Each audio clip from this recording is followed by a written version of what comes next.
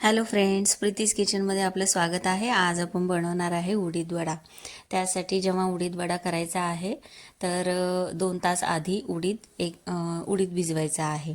तर मी आता 1 ग्लास उडीद आणि मूठभर तांदूळ घेतलेला आहे आणि त्याला स्वच्छ असं चोळून धुवून घेतलेला आहे. त्यानंतर आता मूठभर आपण पोहे घालणार आहोत आणि 2 तासासाठी ठेवणार आहे.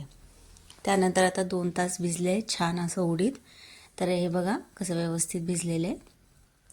तर हे आपण आता चाळणीमध्ये काढून घेऊया. त्यानंतर मिक्सरमध्ये बारीक करताना हे जरा जाडसरच बारीक करायचं आहे. फार असं पाणी घालायचं नाही आहे. हे बघा, हे असं बॅटर व्हायला पाहिजे घट्ट. तर या प्रकारे मी सगळं मिक्सरमध्ये बारीक करून घेतलेलं आहे. तर आता यामध्ये मी आता ओलं खोबऱ्याचे तुकडे घालणार आहे.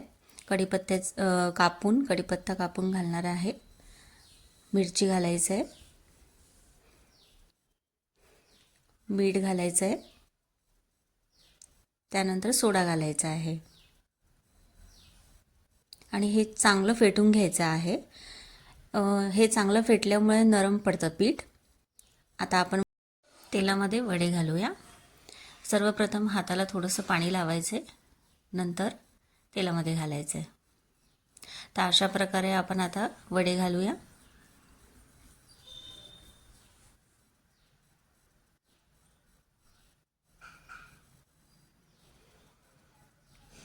वडे छान असे लालसर होईस तोपर्यंत तळायचे आहेत.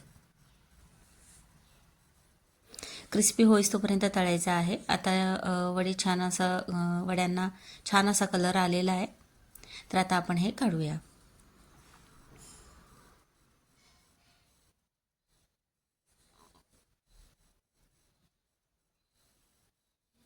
तर चला आता आपण बघूया चटणी कशी करायची आहे ती. मिक्सरच्या भांड्यामध्ये आता मिरची, ओलं खोबरं,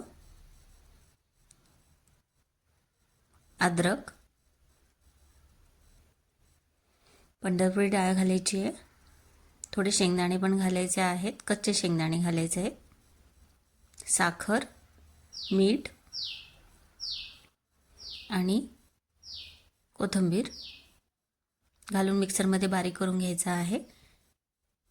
त्यानंतर आता आपण ह्याला फोडणी देऊया.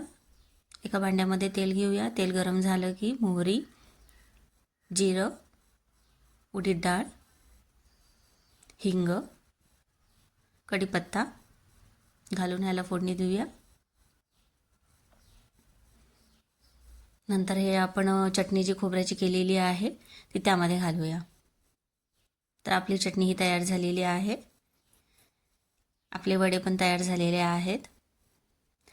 आपले हे छान असे कुरकुरीत वडे तयार झालेले आहेत. तर तुम्हाला माझी ही रेसिपी कशी वाटली कमेंट करून नक्की सांगा. थँक्यू.